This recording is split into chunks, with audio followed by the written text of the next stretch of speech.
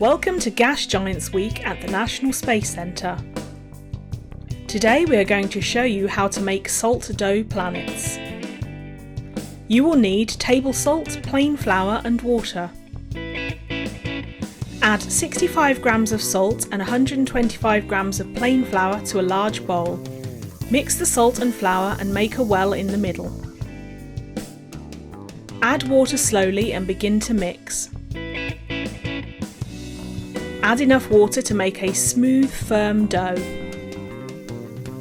Roll out the dough on parchment or baking paper. Roll the dough to 1/2 centimetre thickness. Cut circles for planets. You can cut different sizes for each one. I have added a small ring for Saturn. Use a piping nozzle to punch holes in each planet. Bake on parchment or baking paper for 2 hours at 120 degrees centigrade or 250 degrees Fahrenheit. Once cooled, you can paint your planets with acrylic paints. Don't forget to include Jupiter's Great Red Spot. You can paint other planets. I have added a layer of PVA to stop the paint from chipping.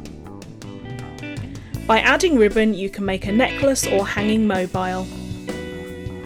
We hope you enjoy making salt dough planets.